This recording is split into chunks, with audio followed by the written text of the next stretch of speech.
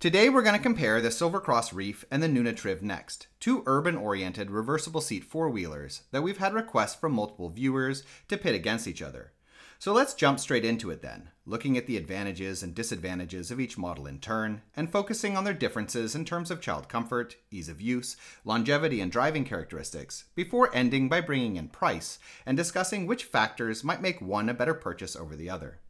And starting off with the Reef, the model clocks in at 13 kilos and folds down to 71 by 61 by 30.5 centimeters. As far as the seat goes, the Reef sports a highly adjustable and sturdily built seat frame with a full flat, newborn capable reclined position and a good near vertical upright position. Size-wise, the seat measures 30 centimeters wide and 94 centimeters long for the sitting surface, or 102 centimeters long when instead using the front frame mounted footrest. Though I'd note here that the leg rest doesn't quite fold down as much as it ought to, which impedes full access to the footrest to some extent. As far as other aspects of the seat go, the Reef has high-quality textiles, and the canopy is extendable, though a little on the short side versus the wider market, and the thicker-than-average textiles are also unfortunately a bit too heavy for the canopy's hinges, which can lead to the canopy falling backwards sometimes when traversing bumpier ground. Moving on to parent comfort, the Reef's handle is adjustable between 97 and 110 centimeters, while the shopping basket, though sufficiently large, is a bit difficult to access due to a high-positioned rear crossbar. Folding the model is a bit fiddly until you learn how to do it properly, involving 4 mechanisms in order to fold both the seat frame and chassis separately, though once you get used to it, it's easy enough and feels pretty solid, with my only peeve being that the safety button for folding the seat frame requires too much force. Once folded, the Reef is relatively compact, but definitely heavy, and generally not the sort of model you'll want to be pocketing in and out of the car on a regular basis. As far as the feel of using the Reef goes, the model has a sturdy, rigid feel, not loose really at all, other than a little give in the handle. Though beyond this, it's also quite front-heavy, which makes it a little clunky to maneuver and harder to tip, as one must do when going up a curb, for example. And also, the suspension is wound a bit too tight in my opinion, which makes it a bit jittery over rougher ground, meaning that the model is more suited to urban conditions, though it can handle broken sidewalks and gravel, as well as at least being able to traverse rougher stuff like cobblestones when you need it to. Looking lastly at durability, the Reef is, for the most part, a solidly built stroller, with thick bars and strong connection points that are unlikely to loosen much over time, and give ample protection to the internal wires and moving components of the folding system. And other than a couple of minor weaknesses, such as the front wheels not being quite as tight in their housings as I'd like them to be, I anticipate the Reef to hold up quite well down the road. Alright, moving on, the Triv Next weighs in at a much lighter 9 kilos and folds down to a slightly smaller 32 by 57.5 by 69 centimeters. Yet despite being a lighter and smaller model, the seat dimensions of the Triv Next are a little larger than the Reef's, with a width of 31 centimeters and a total length for the sitting surface of 96 centimeters and 104 centimeters when folding down the leg rest and using the front frame mounted footrest. The Triv Next also has a good upright position, though the reclined position, while still quite comfortable for napping, is not fully flat like the Reef's. And the model also has somewhat less flashy fabrics, though they're still, in my opinion, a step above those found on budget models. That being said, the Triv Next does have an advantage in that removing the seat liner reveals a mesh window in the seat back to provide more ventilation in warmer climates.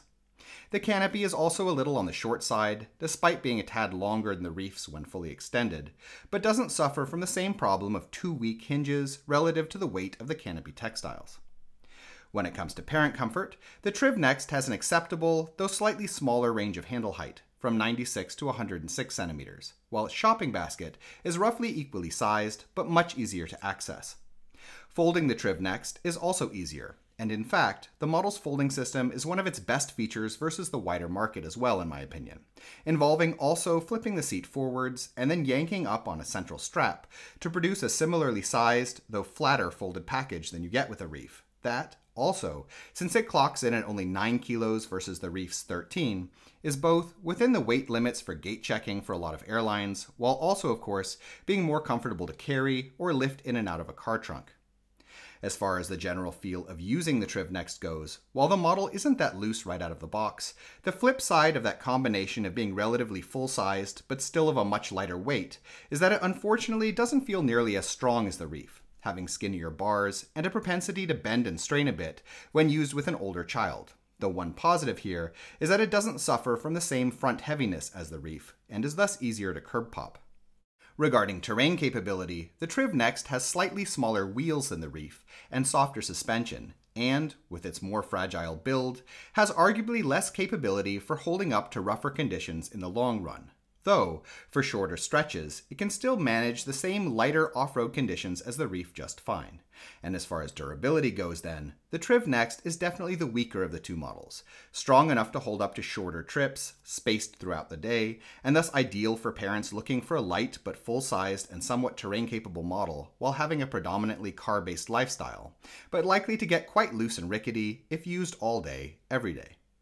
So which of these strollers should you get then? If you're just deciding between the Reef and Triv Next, then I would say that the decision could easily be put down to whether you generally get around on foot or with a car, with the Reef and Triv Next being better for each situation respectively.